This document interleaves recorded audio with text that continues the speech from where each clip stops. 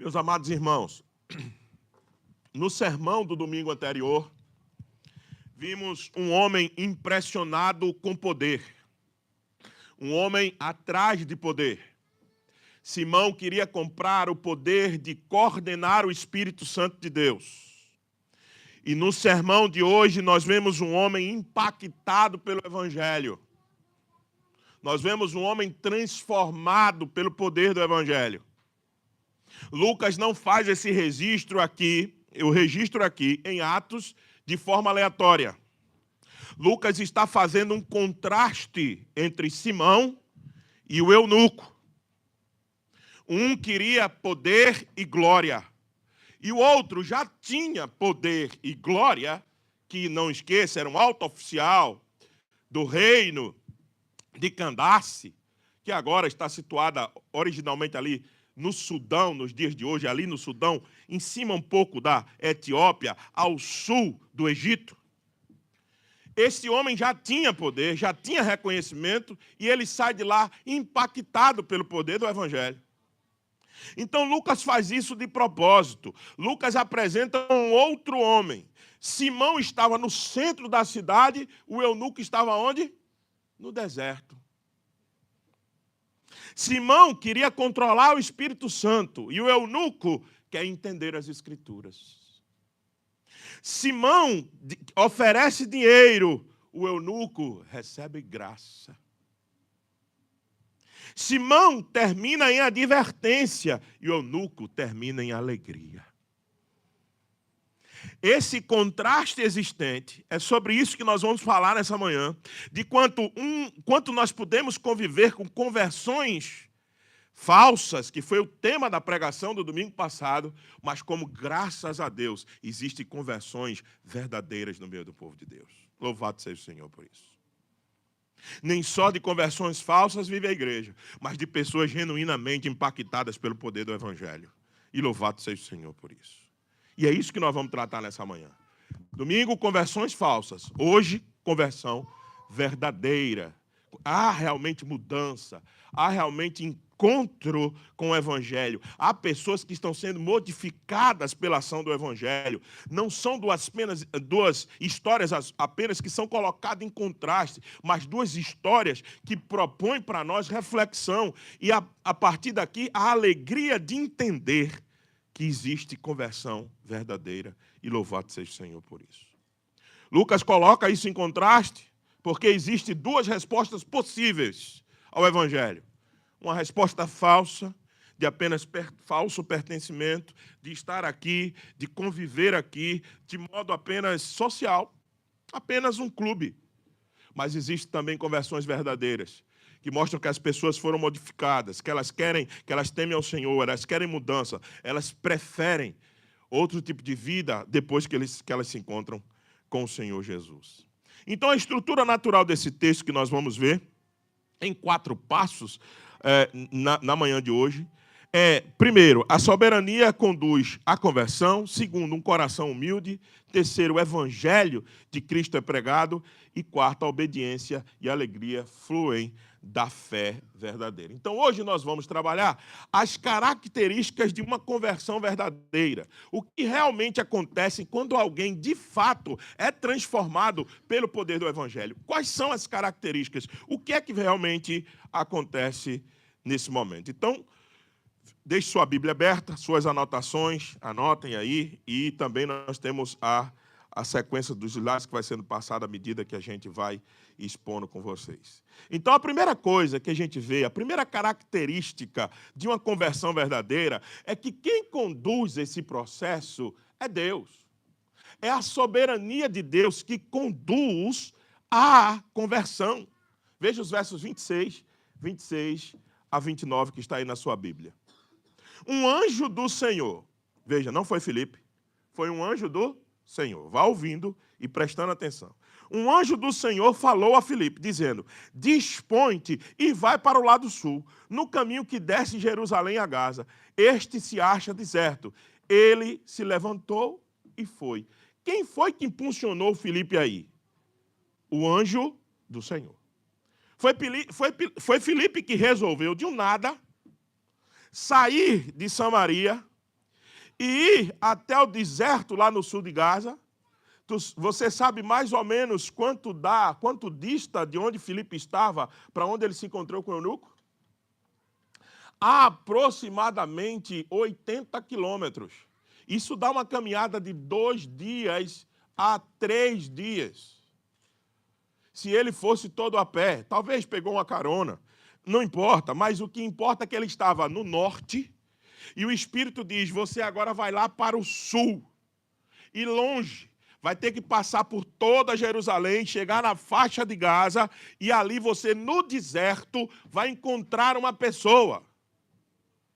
Meus irmãos, veja o movimento de Deus para salvar uma alma. Veja o movimento do Senhor.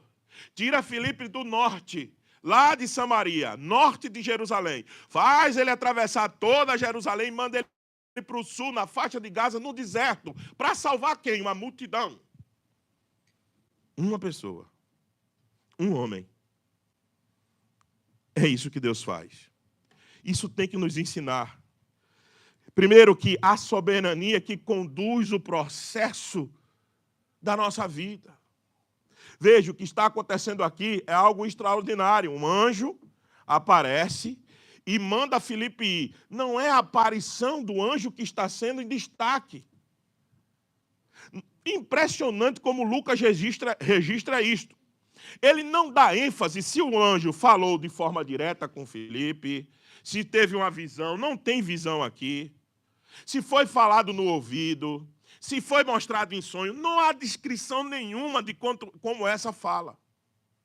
Veja, o que há é que foi uma revelação objetiva, direta e clara, que Filipe se levanta e vai. Veja que o texto diz, ele se levantou e foi, porque ele entendeu.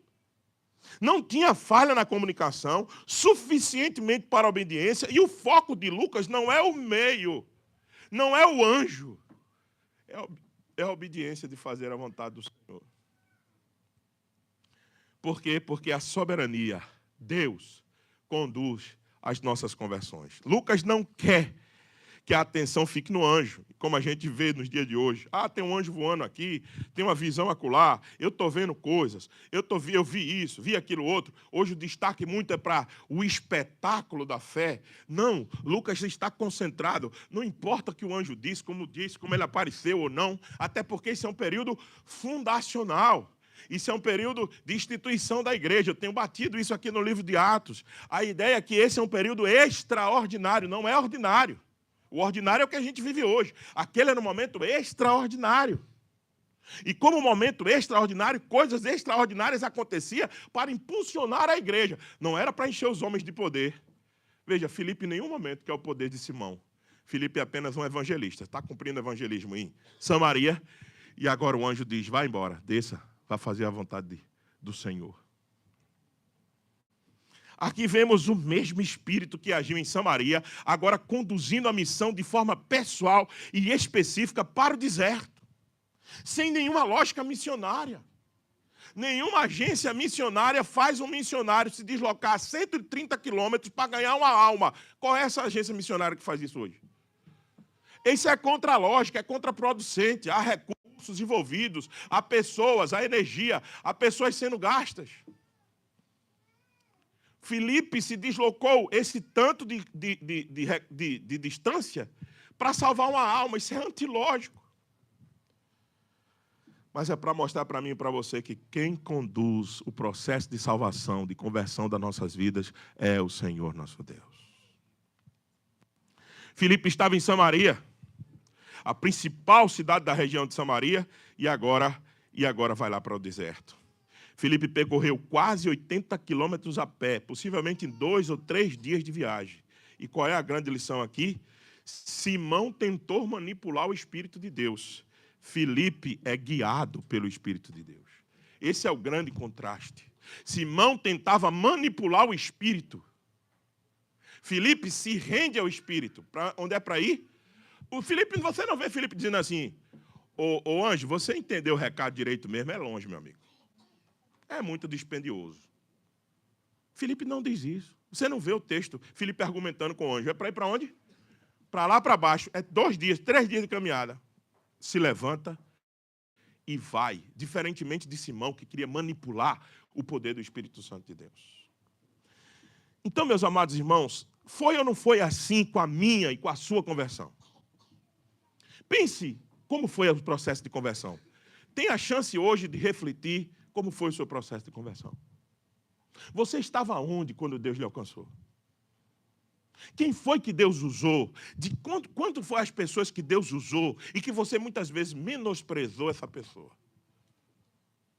E elas foram usadas mais de uma vez na sua vida para lhe alcançar. Sabe o que elas estavam fazendo? Elas estavam obedecendo à instrução do Espírito de Deus através de sua palavra para falar para você. E você e eu muitas vezes rejeitamos. Mas quem soberanamente conduziu o processo da minha conversão e da sua? Eu me recordo muito bem que meu pai foi criado com os pais batistas, mas até hoje não professou sua fé definitivamente. E minha mãe foi criada num lar católico. E eu tinha todas as chances de viver sem nenhum tipo de convivência com igreja nenhuma. Porque meus pais moravam distantes dos meus avós maternos, mas meus paternos, quando eu estava na casa deles, eles me faziam questão de levar à igreja batista. E eu fui desde pequeno na igreja batista por causa dos meus avós. Mas meus pais não tinham essa convivência com igreja. E eu me lembro que Deus levantou um homem para abençoar a minha vida. Meu tio, Antônio Luiz Gomes Júnior, apelidado de Ricardo. Essa é uma história interessante. Minha avó queria que o nome dele fosse Ricardo. Quando chegou lá, o meu avô colocou o nome dele. Minha avó chegou em casa e disse, eu só chamo ele de Ricardo. E ficou nessa briga. E até hoje meu tio é chamado de Ricardo, mas o nome dele é Antônio Luiz Gomes Júnior. E ele pegou minha mão, aos 7 anos de idade, contra o sistema católico apostólico romano do Brasil, que vocês sabem. Minha avó era daquelas beatas, meu avô das pastorais dentro do catolicismo pastoral e ativo. Deus alcança meu tio Ricardo, quase que é botado de casa para fora, por causa disso. E o que é que meu tio faz? Ele mora bem perto da minha casa. Todo domingo de manhã, ele me passa, pega a minha mão, e nós vamos caminhando até a igreja presbiteriana do Cabo de Santo Agostinho. E aí, Deus move uma pessoa do meio de dentro do catolicismo, converte essa pessoa para abençoar a minha vida. Quem conduziu o processo da sua conversão? Se eu fosse abrir o microfone aqui, a gente não pode fazer isso, estamos em culto, mas certamente você tinha como dizer que foi um processo que você não conduziu, um processo que você não orquestrou, um processo que você não comandou. É o mesmo processo que está acontecendo aqui, o eunuco. O eunuco está lá, de boa, entre aspas, confuso na cabeça, lendo Isaías, indo para casa. Voltando para casa. Não está esperando por isso.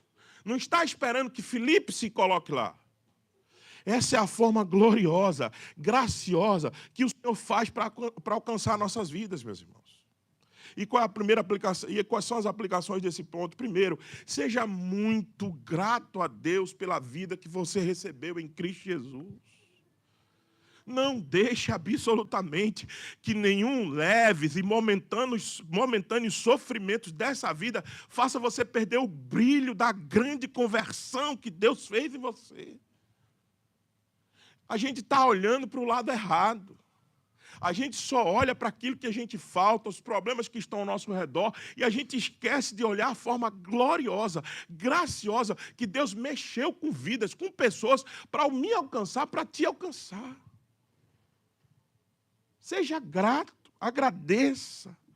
Diga, Senhor, muito obrigado, porque eu não sei onde eu estaria, eu não sei. Eu não sei se eu estaria no meio da igreja. Eu não sei onde eu estaria se Deus não tivesse usado meu tio para me levar para a igreja. Eu não sei. Eu não sei qual seria o meu destino. Você não sabe qual seria o seu. Então sejamos gratos, meus irmãos. Agradeça ao Senhor pela grande movimentação, a grande condução que o Senhor fez para salvar a sua vida. Onde Deus envia, Ele já está preparando o coração. Deus poderia salvar o eunuco sem Filipe? Poderia. mas escolheu usar um homem disposto a andar muitos quilômetros para alcançar uma única alma. Quantas e quantas noites algumas pessoas não perderam orando por minha alma e pela sua? Quantas e quantas vezes pessoas não dispuseram de tempo para orar por você e por mim? Então sejamos gratos, meus irmãos, sejamos eternamente gratos por esse processo glorioso que Deus fez de usar pessoas para nos converter, para nos alcançar, para fazer a gente mudar a rota. Estávamos indo numa direção e voltar de novo para Ele.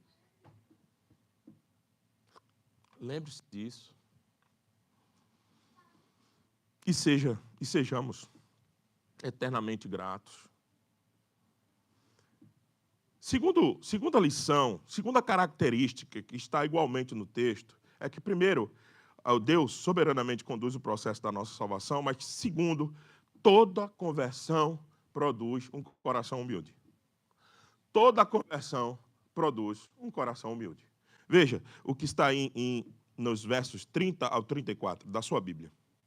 Correndo Filipe, ouviu ler o profeta Isaías, e perguntou: compreendes o que estás lendo? E ele respondeu: como poderei entender se alguém não me explicar? E convidou Filipe a subir e a assentar-se. Junto a ele, ora, a passagem da Escritura que estava lendo era esta. Aqui eu li para as crianças. Foi levado como ovelha ao matadouro e como um cordeiro mudo perante os seus tosqueadores, assim ele não abriu a boca. Na sua humilhação lhe negaram justiça, que ele poderá descrever a geração? Porque da terra a sua vida é tirada. Então o eunuco disse a Filipe: peço-te que me explique a quem se refere o profeta. Fala de si mesmo ou de outro? Observe o que está acontecendo aqui. Esse era um oficial do alto escalão da rainha de Candace. Esse não era qualquer pessoa, ele não era um inculto, ele não era um indouto. Ele sabia ler, ele sabia interpretar textos, obviamente. Para representar uma rainha do tamanho de Candace, da rainha de Candace, um império já mais para africano ali, para o lado africano, já um império considerado grande. Ele não era qualquer pessoa. Ele não era qualquer pessoa analfabeta que não sabia ler. Ele tinha uma certa cultura, ele tinha um conhecimento. Veja que o verso 27 diz: e eis que um etíope, eunuco, alto oficial de Candace. É alto oficial, não é qualquer oficial, é um alto oficial de Candace. Rainha dos etíopes. E que é superintendente de quê? De todo o seu tesouro. Você não coloca um cara sem nenhuma cultura, num alto escalão, para comandar todo o seu tesouro. Você não coloca qualquer pessoa, concorda comigo? Você coloca gente capacitada. Você coloca gente instruída. Gente que pode fazer o trabalho. E está lá. Essa é a pessoa que está lendo Isaías e chega um cara do nada, como os meninos dizem aí, né? Do Neida, né? Os meninos dizem. Do Neida, e o cara chega e diz assim: ô, meu amigo, você entende o que você está lendo? Imagine você no lugar do eunuco. Qual era a sua reação? Primeiro, você podia perguntar: de onde você vem, meu amigo? De onde você surgiu? Quem é você? O eunuco está tão interessado no texto que ele não pergunta nem quem é Filipe. O eunuco está tão concentrado no que ele está lendo e ele simplesmente diz assim: meu amigo, como é que eu posso entender se não tem ninguém para me explicar? Eu não entendo. E depois ele faz um pedido no verso 34, peço-te, me expliques. O que isso revela? O eunuco é poderoso politicamente, o eunuco é poderoso socialmente, o eunuco é um religioso, ele está lendo as Escrituras, mas ele reconhece sua limitação espiritual. Isso é o coração do eunuco sendo revelado. O coração dele é mostrado quando ele admite que não entende. Ele pede humildemente que alguém explique. O humilde, ele reconhece os seus limites. Isso já é fruto de um coração que está sendo quebrantado pela palavra. Por que que o eunuco não reage de outra forma? Porque ele tem um coração que está sendo quebrantado. Ele é um coração que já está se encontrando com o evangelho. E todas as vezes que o evangelho é pregado, quando a gente vai se encontrando com essa grande mensagem da cruz, nós vamos nos humilhando, vai sendo quebrado nossos orgulhos. É isso que está acontecendo com esse cidadão. O humilde, a humildade é a disposição permanente do coração de reconhecer que é limitado diante de Deus, que depende da graça e que é submisso à palavra do Senhor. Deus resiste aos soberbos, mas concede graça aos humildes. Isso é Tiago capítulo 4, verso 6. Humildade é como o coração se posiciona diante de Deus. Ele se derrama, ele diz, eu não sei. Ele diz, peço, me ajuda. Essa já é a obra divina acontecendo. Isso já é a conversão, modificando o coração do eunuco. Isso é o efeito do encontro com a palavra do Senhor. Isso é o efeito do encontro com o evangelho. Quando você vai se encontrando com o evangelho, você vai se rendendo, você vai se quebrando. É o que está acontecendo com o eunuco aqui. Ele pede para que alguém explique, por favor, porque ele não está entendendo. Ele não consegue entender. E esse é um coração que vai sendo demonstrado que ele é humilde, porque, na verdade, ele não está alicerçado nos seus poderes científicos, sociais, políticos e econômicos. Ele aqui é um coração que está se revelando a limitação espiritual para entender o que está acontecendo. Foi ou não foi assim na minha e na sua conversão também? Quando a gente começou a ler as Escrituras, quando a gente começou a beber do Evangelho, quando a gente começou a beber da palavra do Senhor, quando ela veio e impactou nossa vida, quebrou o nosso coração, foi ou não foi assim que a gente foi ficando? A gente foi se curvando, a gente foi se alegrando com o que a gente estava encontrando, mas ao mesmo tempo reconhecendo a nossa limitação. Então, meus irmãos, algumas aplicações nesse ponto aqui. Primeiro, se renda, se entregue. Deixe ser guiado pelo Espírito Santo de Deus e a sua palavra. Se renda.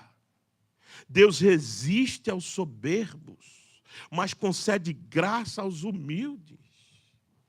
Se renda. Não queira comandar a sua vida com as suas estratégias, os seus procedimentos. Se entregue. Diga, Senhor, eu estou aqui, eu preciso de Ti. Uma conversão verdadeira tem que produzir em nós um coração humilde. Veja, é um disparate. Crente orgulhoso. É um disparate, ele não entendeu ainda o evangelho da sua mais básica propositura. A propositura mais básica do evangelho é que a gente estava tão perdido, tão desgraçadamente perdido, que a gente não teve conta de dar conta da nossa situação, a gente não teve jeito de dar conta da nossa situação e precisou vir um salvador externo, que não é eu nem é você, outra pessoa para morrer no nosso lugar, porque nós não damos conta de pagar o nosso pecado. Isso é a propositura mais básica do evangelho, para dizer para mim e para você que nós não servimos nem para resolver o problema da nossa vida. Então, como é que a partir de uma propositura tão básica dessa do Evangelho, eu posso ser orgulhoso? Você pode se encher de vaidade. De quê? Qual vaidade? De orgulho de quê? Quais são as coisas inerentes em nós que fazem a gente ser orgulhoso? Com o quê? A forma como a gente é inconstante, porque ora a gente está bem, ora a gente está mal, a gente está feliz, amanhã a gente não está tão bem. O quê? O que garante que você vai dar conta de si mesmo? Então se renda. Nós devemos nos render. Isso é um exercício não só para você, para a minha vida também, o tempo inteiro.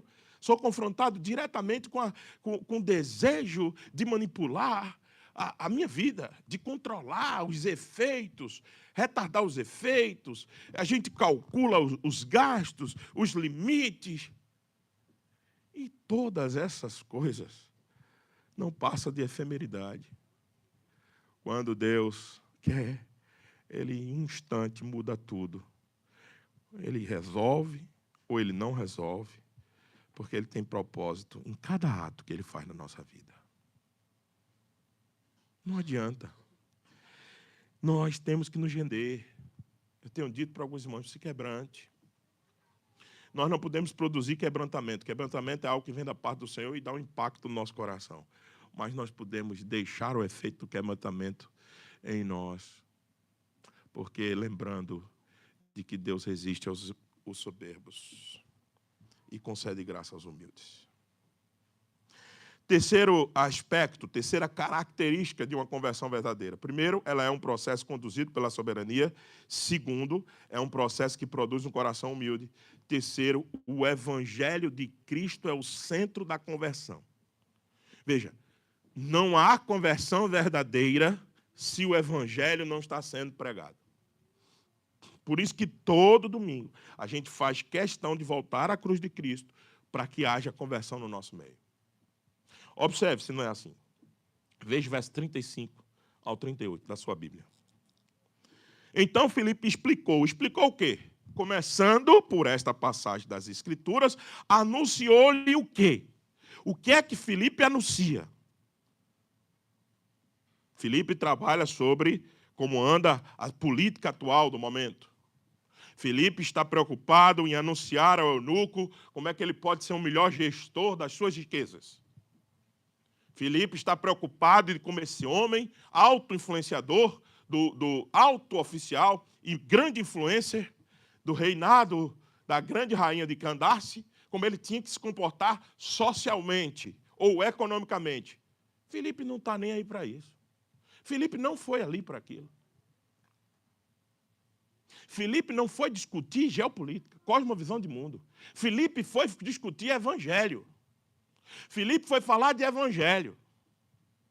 Porque é o evangelho que produz conversão verdadeira. É o evangelho que modifica a gente. É Jesus, a pessoa de Jesus, a encarnação do Logos divino. É a toda a potencialidade que nós cantamos no segundo cântico aqui. Ele é a imagem do Deus invisível. Ele é todos os tronos, soberanias, principados e potestades. Está nele. Nós cantamos isso aqui hoje. Na música 2. Então, nós estamos falando de uma pessoa que reúne em si toda a potencialidade, toda a capacidade de nos salvar, nos curar, nos endireitar. Essa pessoa é Jesus. É disso que Filipe está falando. Filipe não tem problema de conversar sobre outra coisa. Ele não quer falar, eu me lembro muito bem do apóstolo Paulo. Eu podia falar de vocês de filosofia, de sociologia, eu podia dar aula para vocês, mas eu quero falar sobre o Deus, do Deus desconhecido. Quando ele estava no Areópago, no centro da filosofia grega, no coração do pensamento moderno ocidental, que formou o pensamento moderno ocidental. Apóstolo Paulo, que foi criado por Gamaliel, criado por um grande mestre da época. Apóstolo Paulo olha e diz, eu podia falar de várias coisas para vocês, mas só quero falar do Deus que vocês não conhecem. Porque esse é o maior conhecimento de todos. O conhecimento maior de todos reside na pessoa daquele que criou todas as coisas. Você está falando, discutindo o quê? Nós podemos conversar sobre sistema político, geopolítico, não tem problema ter a visão crítica das coisas, não há absolutamente pecado nisso, mas lembre-se, que as respostas não estão nos sistemas, não na narrativa dos nossos dias. Está naquele que está acima de toda a narrativa. É aquele que está construindo a narrativa. Não são homens que determinam a narrativa. Não são governos que estão determinando a narrativa. É o Senhor nosso Deus no drama da doutrina encenada. Ele encena a sua doutrina. Ele coloca a sua doutrina no mundo. Então, quando a gente vê A, B se mexendo, eles não são absolutamente nada, a não ser estão no teatro de Deus. E Deus é o grande condutor. E Ele que conduz a cena. Por isso que Filipe e nós só devemos querer, em primeiro lugar, podemos falar de todas as coisas, mas em primeiro lugar falar do Evangelho. Podemos conversar sobre todas as coisas, mas em primeiro lugar, o Evangelho. Porque é o Evangelho que produz conversão sincera. Veja o que está no verso 36 da sua Bíblia. Seguindo caminho afora, chegando a certo lugar onde havia água, veja, ele já tinha entendido. Eis aqui a água que impede que eu seja batizado. Ele entendeu. E Filipe pergunta, é lícito batizar você, só se você crê de todo o coração. E respondendo ele, creio que Jesus Cristo é o Filho de Deus. Então, mandou parar o carro, ambos desceram a água e Filipe batizou o eunuco. Cena extraordinária. Oh, gloriosa é a palavra do Senhor. Oh, que poder tem o Evangelho de fazer um homem que é alto escalão, ele rejeita tudo que a gente já disse dele, se humilhar e dizer assim, não tem água aí. O teu Cristo, e o Cristo que eu agora creio, não mandou que todos aqueles que crescem fossem batizados. Por que tem água aqui, tu não pode me batizar? Veja o coração sendo revelado. E Filipe, certamente ouvindo aquilo, como nós estamos ouvindo, uma alegria imensa no coração de Filipe, porque um homem desse está pedindo para receber o sinal sacramental do batismo. Um sinal que na cultura dele não existe. Um sinal que ele não está acostumado religiosamente. Um sinal que ele nunca nem viu. Mas se está dizendo na palavra que quem crê seja batizado, ele pergunta, tem água aqui, tu estás aqui, o que me impede? Que coisa linda, meus irmãos. Esse é o poder do Evangelho mudando as vidas, fazendo as pessoas entenderem de fato o que é o Evangelho e pedir o sinal do sacramento, o sinal do batismo. Filipe não oferece sinais, poder ou experiências, oferece apenas o Evangelho. Enquanto Simão queria manipular o Espírito de Deus sem arrependimento, o eunuco recebe Cristo pela palavra. Não há arrependimento em Simão, mas há arrependimento no eunuco. Aqui vemos a diferença entre uma fé genuína e uma fé apenas de palavras. Aqui a fé modifica completamente porque ela vem do Evangelho, ela não vem de outros tipos de conhecimento. Então, quais são as aplicações para nós desse terceiro ponto? Primeiro, pregue o Evangelho. Você foi chamado a pregar o Evangelho, a viver o Evangelho e anunciar o Evangelho. Todos nós, fomos chamados a isso. Queira discutir sobre alguma coisa, ok, mas muito mais queira falar sobre o Evangelho. Se você está interessado em algum tipo de assunto, ok, pode discutir, pode falar, não há pecado nenhum contra isso. Nós estamos tendo que fazer a leitura do mundo que nós estamos, ok. Mas você vai trazer essa leitura do mundo para o centro do Evangelho? Vai passá-la pelo crivo da cruz? Porque se não for assim, é tempo perdido. Onde Cristo é fielmente anunciado, o Espírito gera fé verdadeira. Você quer alcançar as pessoas anunciando o quê? Não há salvação sem Cristo, e nem Cristo sem a sua palavra. Então, por favor, meus irmãos, todos nós nos concentremos em viver esse Evangelho e anunciar esse Evangelho do Senhor Jesus. A gente tem buscado entender o que é uma igreja de fato missional. É que ela tem uma intencionalidade na missão, ela tem um desejo de ver a missão acontecendo, ela tem um desejo de ver o anúncio do Evangelho sendo acontecido. Nós não nos reunimos aqui todos os domingos apenas para cantar algumas coisas, ouvir boas palavras para a gente se aliviar, para a gente voltar para o trabalho da semana. Não, aqui a gente nos enche do Evangelho para poder sair de novo e fazer o quê? Anunciá-lo, vivê-lo. Testemunhá-lo. Essa é a dinâmica da nossa vida. É isso que a gente tem que buscar fazer. E a última coisa, a última característica que está nesse texto, além de que a soberania conduz o processo, além de que a verdadeira conversão produz um coração humilde e a verdadeira conversão é produzida pelo Evangelho, uma coisa que tem que estar clara em nós é que Deus nos chamou para uma vida de alegria. É o quarto ponto aqui. A alegria flui da fé verdadeira. Veja o verso 39 da sua Bíblia. Quando saíram da água, o Espírito do Senhor arrebatou a Filipe. Outro evento extraordinário. Não vendo mais o eunuco, este se foi seguindo o seu caminho, cheio de quê? De júbilo. No começo da narrativa, um anjo disse a Filipe, desce, anda uns 80, 100 quilômetros para baixo, para o sul, para encontrar com o eunuco. Depois do batismo do eunuco, agora o Espírito pega e o verbo aqui é arrebatamento mesmo, como o arrebatamento de 1 Tessalonicenses, arrebata, tira do lugar e põe no outro, 35 quilômetros ao norte. Desceu 80, voltou 35, para quê? Aí depois o texto vai dizer, veja o verso 40. Mas Filipe veio achar-se em Azoto, região já a 35 quilômetros por norte. De Azoto, e passando além, evangelizava todas as cidades até chegar a Cesareia. Depois eu vou fazer uma nota desse verso 40, mas eu quero voltar à alegria que é produzida pela salvação. Veja, o batismo não é imposto, mas desejado. E a alegria é o selo final da narrativa. Qual foi o selo final da narrativa lá do domingo passado? Pedro dando um sermão, um carão, como a gente diz, né? Um discurso contra Simão. Aqui, qual é o desfecho da narrativa? Alegria. Ele partiu do seu caminho, não viu mais Filipe, não vendo mais o eunuco, e este foi seguindo o seu caminho cheio de quê? Final do verso 39. De júbilo, de alegria, de satisfação pelo que tinha acontecido na sua vida. Veja, Simão termina com medo e incerteza e o eunuco termina com alegria. Essa é a marca inequívoca da salvação. Tem duas marcas para mim que é inequívoca da salvação. Primeiro, o crente tem que ser humilde. A gente já falou dela hoje. E segundo, o crente deve ser alegre. Alegre. Cara fechada, semblante carrancudo, pesado, difícil, não combina com a gente.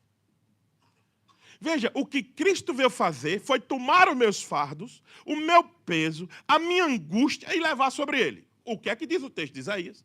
Levando sobre ele todas as minhas angústias, pisaduras, o castigo que me traz a paz agora está sobre ele. Se Cristo veio fazer, como diz o profeta Isaías, todo esse movimento de trazer para si o meu fardo, agora eu quero carregá-lo. Eu deixo nele.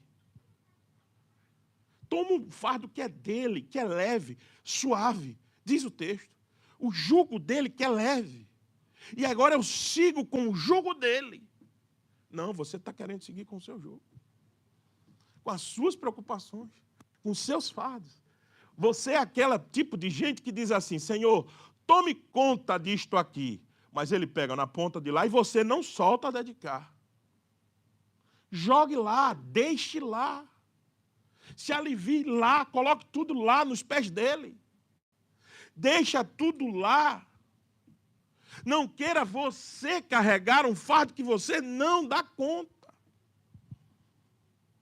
O eunuco saiu dali não pensando no próximo compromisso dele. Tenho certeza absoluta.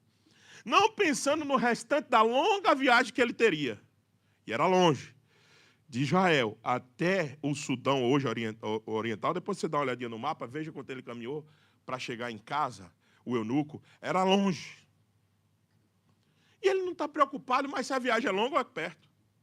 Ele não está preocupado mais se ele tem que chegar lá e prestar conta do seu serviço ou não. Ele está cheio de júbilo, porque ele encontrou o maior de todos os tesouros, o Evangelho, a pérola preciosa que salva, boa notícia. E a boa notícia é que nós não tínhamos mais conserto, e ele veio e consertou o nosso caminho. Nós não tínhamos mais como nos salvar. Ele nos veio e nos deu de novo a garantia, não é a possibilidade, é a garantia da salvação. Nós estamos certos, nós venceremos. Porque em Cristo nós somos mais do que vencedores. Essa é a palavra dele. Então, por que outro tipo de vida, a não ser uma vida mais leve, mais tranquila, menos carrancuda, mais fácil? E por favor, não alegue de primeira temperamento. Ah, pastor, mas tem os temperamentos. O Evangelho é muito maior do que o seu temperamento, seu problema mental, psíquico. O Evangelho tem poder para mudar isso. Se permita. Se renda. Eu não estou dizendo que não existe personalidades diferentes, nem problemas diferentes, mas eu estou confiando nessa mensagem que diz que o poder do Evangelho é infinitamente maior, para fazer muito mais do que a gente pensa do que a gente imagina. O problema é se você crê. O problema é se eu creio. O problema é se a gente vive nessa perspectiva, moldando a nossa vida em torno dessa verdade. Você não foi mais chamado para viver segundo aquilo que você acha que tem. Você foi chamado para viver segundo o Evangelho. O Evangelho é o maior tesouro que nós encontramos. E ele não foi só dado a nós para que a gente nos salve do perigo do inferno. Para que a gente não tenha medo de morrer e ir para o inferno. Não, o Evangelho foi dado a nós para que a gente tenha vida e a tenham em abundância. Foi isso que Jesus disse. Jesus disse, eu não vim dar outro tipo de vida, eu vim buscar salvar o que você havia perdido e eu vim dar abundância para vocês. E a abundância da vida de um homem não se constitui nos bens que ele possui, na casa que ele mora ou no carro que ele anda. A abundância da vida de um homem se constitui enquanto ele encontrou essa alegria no Evangelho, enquanto ele se vive esse júbilo, enquanto ele entende por que ele existe. Esse é o maior tesouro de todos. Porque assim, meus irmãos, não haverá vida vazia, sem propósito. Haverá sempre vida com propósito. E o propósito sempre será a glória de Deus e o bem-estar da nossa alma. Alegre-se, jubile. Reencontre a alegria da sua salvação em Cristo Jesus. Volte de novo a se alegrar com a beleza do Evangelho. Porque a missão continua. O final do texto é extraordinário.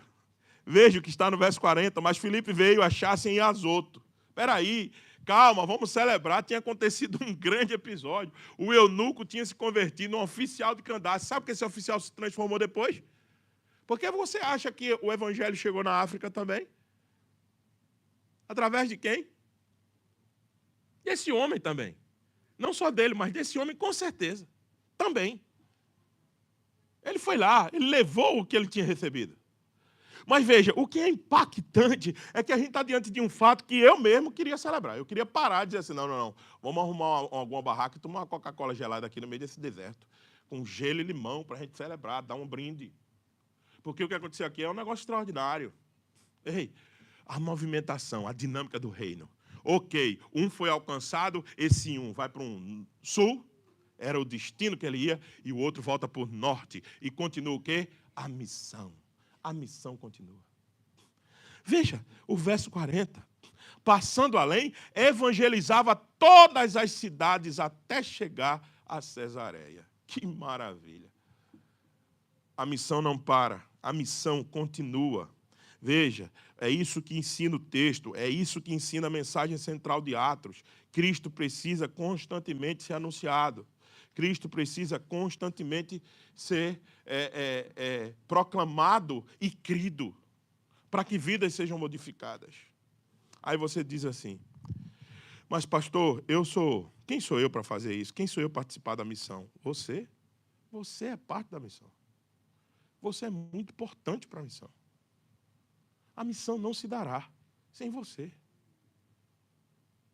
Eu gosto muito da história de William Carey. Depois ele se transformou em um dos grandes missiólogos, missionários da Índia. Mas Carey era simplesmente um sapateiro inglês de uma congregação comum. Não tinha nada de extraordinário em Carey. Ele viveu de 1761 a 1834. Ele não era famoso, não era apóstolo, não tinha rede de cobertura sobre ele, não tinha poder nenhum. Não tinha plataforma, não tinha rede social, não tinha nada. Mas ele tinha uma Bíblia aberta e um coração disposto. Ele tinha uma Bíblia aberta que dizia, todos precisam ouvir a palavra. Quando sentiu o chamado para levar o evangelho à Índia, muitos líderes cristãos disseram, se Deus quer salvar, Karen, se Deus quer salvar os pagãos, ele fará isso lá de alguma maneira. Não precisa de você. A resposta de Karen foi, você espera grandes coisas de Deus? Então tente grandes coisas com Deus. Se você espera que ele vai salvar, então seja você a resposta da sua própria oração. E usa-me. Usa o Emerson, usa a irmã fulana, não, usa a mim. Ele deixou tudo, atravessou o oceano, ele estava na Inglaterra, foi para a Índia, atravessou o oceano, enfrentou pobreza extrema, viu morte de seus filhos, doença, oposição religiosa, sem ver um único convertido. Depois de muitos anos, a Bíblia foi traduzida para o hindu, igrejas nasceram e uma nação ouviu sobre Cristo por causa de William Carey. O evangelho está na Índia por causa de um sapateiro que resolveu ser a resposta da oração que ele fazia. E você não pode ser usado aqui em Tampa. Você não pode ser usado na realidade que você está. Então, que Deus te abençoe e a me abençoe para que a gente possa ser isso, meus irmãos. A gente possa ser a resposta a essa oração. Lembre-se, Cristo é o foco dessa mensagem. E Cristo deve ser o foco da nossa vida. Lucas nos apresentou 2 homens. Um quis usar o evangelho e outro quis ser transformado pelo evangelho. Qual desses homens você é? Aquele que somente quer usar o evangelho? Que homem e que mulher você é? Aqueles que somente querem usar o evangelho ou querem ser transformados por ele? Você busca poder dentro da igreja ou você busca graça? Ou você quer ser usado pela graça do Senhor? Um tentou comprar, o outro creu. A fé salva. A fé que salva não nasce no interesse, mas da palavra explicada. E é por isso que a gente tem que continuar pregando o evangelho do Senhor Jesus.